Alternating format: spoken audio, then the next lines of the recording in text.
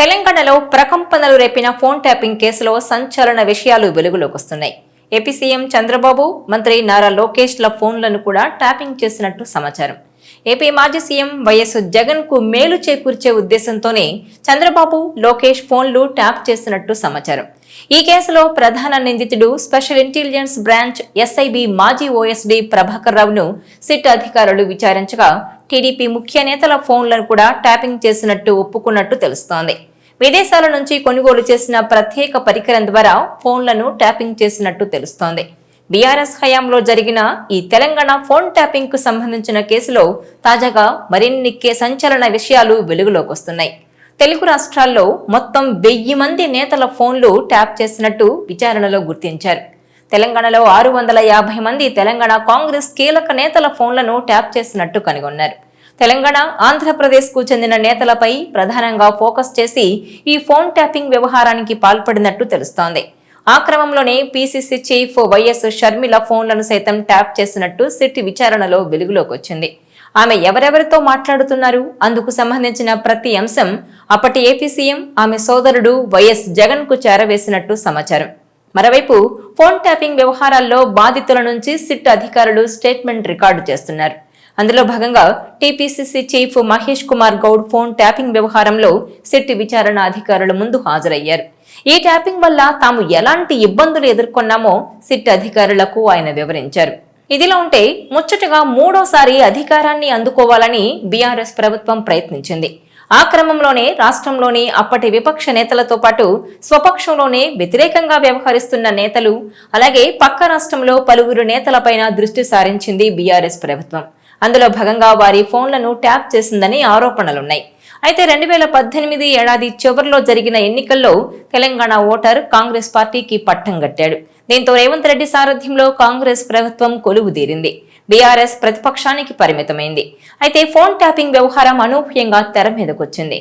దీంతో ఈ వ్యవహారాన్ని రేవంత్ రెడ్డి ప్రభుత్వం సిట్ కు అప్పగించింది.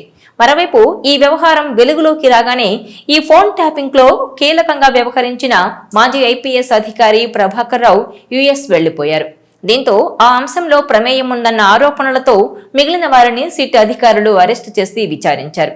ప్రభాకర్ రావు ఆదేశాల మేరకే తాము ఈ విధంగా వ్యవహరించామని సిట్ అధికారుల ఎదుట వారు స్పష్టం చేసినట్టు తెలుస్తోంది. దీంతో యుఎస్లోని ప్రభాకర్ రావును భారత్ కు రప్పించే ప్రయత్నం చేశారు. దాంతో ఆయన సుప్రీంకోర్టును ఆశ్రయించారు. అయితే సుప్రీంకోర్టు కీలక ఆదేశాలతో ఆయన హైదరాబాద్ తిరిగొచ్చి సిట్ అధికారుల ముందు విచారణకు హాజరయ్యారు. ఈ సిట్ అధికారుల విచారణలో తొలుత వారడిగిన ప్రశ్నలకు సమాధానాలు దాటవేసినట్టు సమాచారం. అనంతరం వరుసగా జరిగిన విచారణలో ఆయన నుంచి సిట్ అధికారులు కీలక విషయాలను రాబట్టినట్టు తెలుస్తోంది. తెలంగాణలోని నేతలతో పాటు ఏపీ సీఎం చంద్రబాబు, లోకేష్, షర్మిల ఫోన్లను కూడా ట్యాప్ చేసినట్టు నిందితులు అంగీకరించారని సమాచారం. అదే జరిగితే కేసీఆర్ ని ఏపీ సర్కార్ అరెస్టు చేస్తుందా అన్నది ఇప్పుడు హాట్ టాపిక్ గా మారింది. చంద్రబాబు, లోకేష్ లకు సన్నిహితంగా ఉండే మరో 3 ఫోన్లు కూడా ఆ లిస్టులో ఉన్నట్టు తెలుస్తోంది. ఇది గనుక నిజమైతే ఈ కేసు దేశ రాజకీయాల్లో పెను ప్రకంపనలు సృష్టించడం ఖాయమంటున్నారు. ఆయా ఫోన్లు బీఆర్ఎస్ ప్రభుత్వంలోని ప్రభాకర్ రావు ఆదేశాల మేరకు ప్రణీత్ రావు ట్యాప్ చేసినట్టు వార్తలు చక్కర్లు కొడుతున్నాయి. నార్మల్ ఫోన్లు మాత్రమే కాకుండా వాట్సాప్ ఆడియోలను సైతం ట్యాప్ చేసినట్టు తెలుస్తోంది. ట్యాప్ చేసిన ఫోన్ల డేటాను ఓ చిప్ పెట్టి ప్రభుత్వ పెద్దలకు అందజేసేవారట. అప్పటి సీఎం కేసీఆర్ నాటి ఏపీ సీఎం జగన్ కు సన్నిహితంగా ఉండేవారు. దీంతో జగన్ ఇంట్లో ఒక ప్రత్యేక వ్యవస్థను ఏర్పాటు చేసుకుని మరీ వినేవారని తెలుస్తోంది. ఒకవేళ ఫోన్ ట్యాప్ చేసింది వాస్తవమే అయితే బీఆర్ఎస్ కీలక నేతలకు కష్టాలు తప్పవని అంటున్నారు.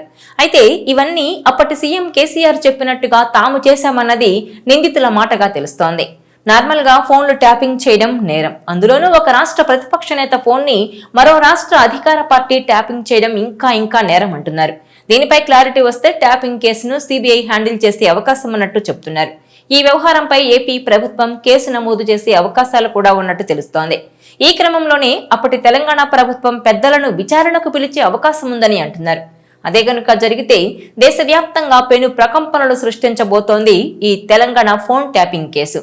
ఇక విచారణలో ప్రభాకర్ రావు, ప్రణీత్ రావు చెప్పిన విషయాలు బయటకొస్తే దుమారం రేగడం ఖాయమంటున్నారు. ఇక ఇప్పటికే ఫోన్ ట్యాపింగ్ కేసులో సాక్షిగా TPCC chief Mahesh Kumar Goud statement ను జూబ్లీహిల్స్ పోలీసులు రికార్డు చేశారు. అలాగే జడ్పీ చైర్పర్సన్ సరిత కూడా తన ఫోన్ ట్యాప్ అయినట్టు తెలపడంతో ఆమె వాంగ్మూలాన్ని కూడా రికార్డు చేశారు. తాజాగా APCC chief Sharmila phone tap అయినట్టు గుర్తించిన పోలీసులు ఆమెకు నోటీసులు పంపించే అవకాశం ఉంది. షర్మిలను కూడా సాక్షిగా పరిగణిస్తూ స్టేట్మెంట్ను రికార్డు చేసే ఛాన్స్ ఉన్నట్టు తెలుస్తోంది. మొత్తానికి ఇప్పటికే ఈ కేసులో సంచలన విషయాలు బయటకొస్తుండటంతో ముందు ఇంకెన్ని కొత్త విషయాలు బయటకొస్తాయోనన్నది ఇప్పుడు ఉత్కంఠ రేపుతోంది.